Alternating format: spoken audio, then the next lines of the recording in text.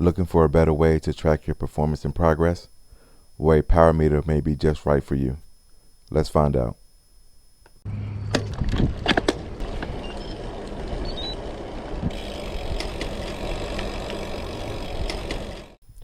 Welcome back, everybody. Thanks for joining me on this ride. So today we're going to get into power meters. And I know a lot of people know what they are, but there's some that don't know or don't have too much information on it. So I wanted to make this quick video to kind of go over and explain the power meter that I use and why I use a power meter. So what is a power meter?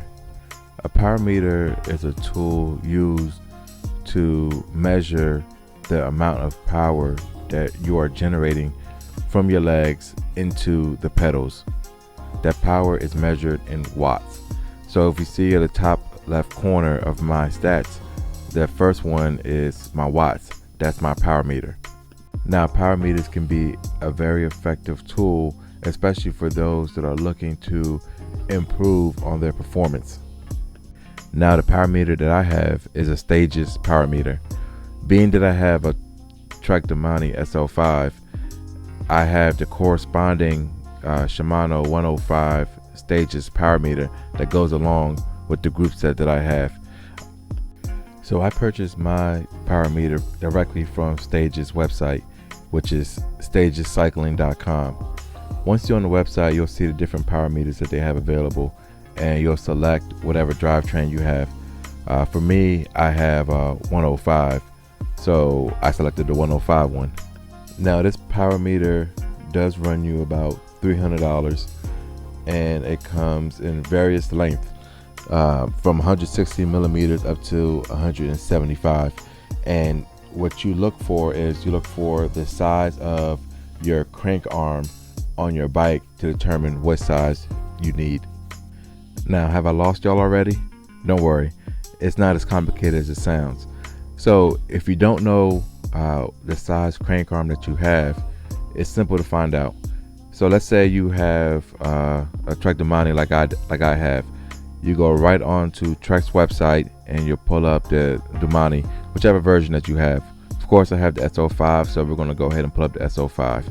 Once on this page, and you know what size your bike is, you're going to go ahead and scroll down to the bottom, and you're going to look under cranks. Here you'll find the different bike sizes and the corresponding lengths of the crank arm that you can use to purchase your power meter. And it's as simple as that.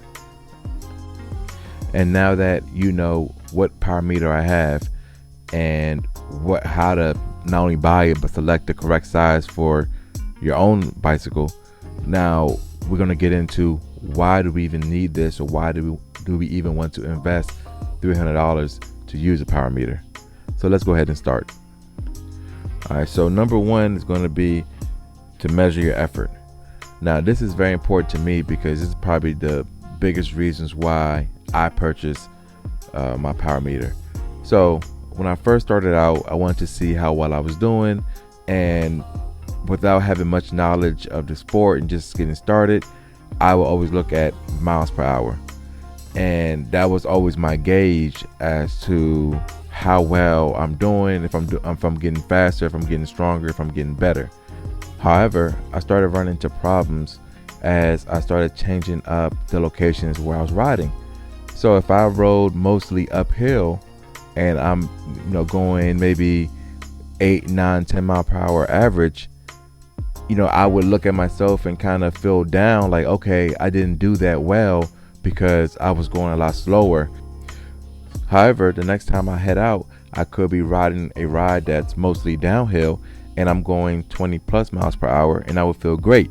And I'll think that, wow, I'm really doing something. I'm really improving. The last time I went out, I was only at 8 or 9, and today I'm at 20 plus. So obviously there's an apparent issue with that logic, meaning that I can't use miles per hour as my basis of if I'm improving, if I'm putting a lot of effort on this ride, or if I was just coasting and it's kind of more of a chill back type of ride.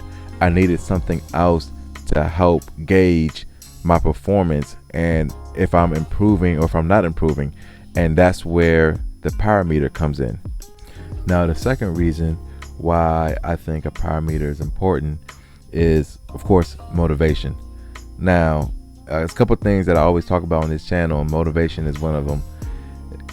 Being able to see your efforts and see your improvements over time is a great motivating factor. I always use the analogy of the person that's trying to lose weight and steps on a scale, and they see that number going down and down and down. They're going to keep wanting to work out, want to keep wanting to push themselves to keep seeing those results that they're getting. Same thing here with the power meter. Being able to ride a route and see that you were averaging a certain amount of watts, and then being able to go back and see the improvement is going to keep pushing you to improve and to keep getting stronger and stronger. Now, number 3 is pacing. The power meter helps in those riders who do like to pace and not get too high or too low in their efforts and in their output, but want to maintain a certain set of wattage throughout the duration of the ride. You can kind of set a certain watt and maintain it there with a power meter. So number 3, pacing. Now, jumping into number 4 is going to be strength training. A power meter is a great tool to use for those that are looking to improve their strength. A couple exercises that people use a power meter to improve their strengths are a 60-second sprint. Now, maintaining a very high wattage at that point for 60 seconds as kind of like a final sprint, or a 5-minute ride where you're looking at a 5-minute test and maintaining a certain wattage for 5 minutes.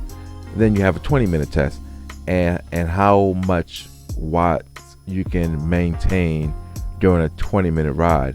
And of course, when you first start, just like anything, you're probably not going to be as good or as high, and you can kind of use that, measure that, and be able to build upon that wattage.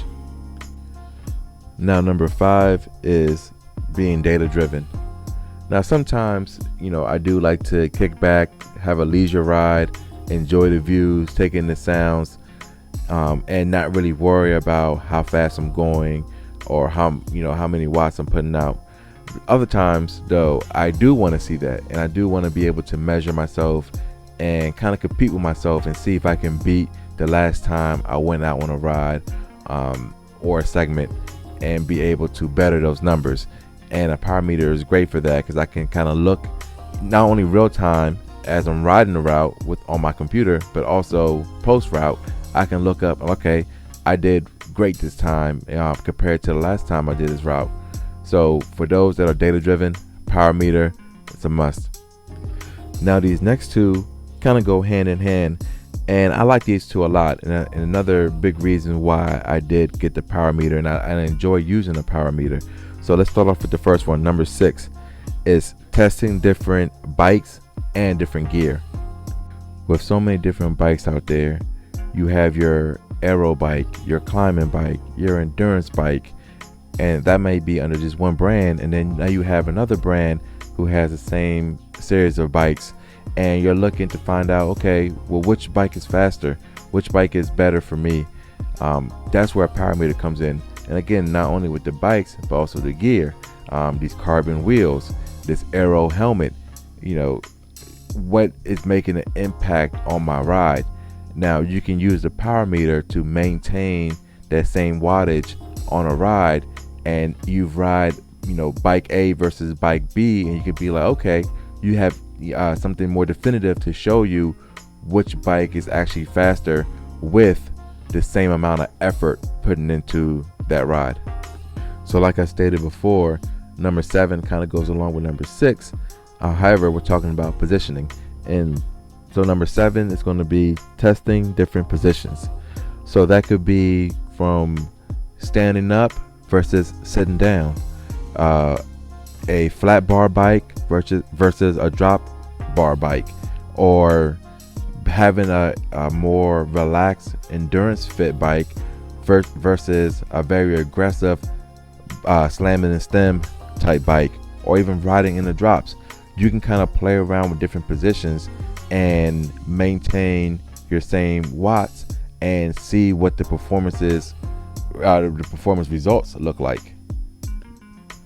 So those 7 reasons are the reasons why I feel that a power meter can be very beneficial to you. Now, the power meter that I have is a one-sided power meter, so they pretty much just double the output to get your both left and right side. However, if you want to get more advanced, and I'll probably upgrade in the future, they do have left and a right-sided power meter, which will tell you the watts from each individual leg. So if you do have a leg that's stronger than the other, it'll identify that for you, so you can see, okay, my right side is doing majority of the work over my left side. You can kind of use that to kind of balance yourself out. But if you're looking to get a power meter, I would just suggest for you to get one that you can afford as quickly as possible, so you can start using it and start getting that data and start finding out what things you do like and don't like about it. So if you are looking to upgrade, you can kind of have a better knowledge and a first-hand knowledge of what to look for when you do upgrade to the next power meter. So let me know below which reason would make you want to get a power meter if you don't have one, or which benefit do you find most beneficial if you already do have a power meter. Well, I appreciate y'all for watching. If you like this content, make sure you subscribe so you can get notified when I make new videos. Until next time, I'll talk to y'all soon.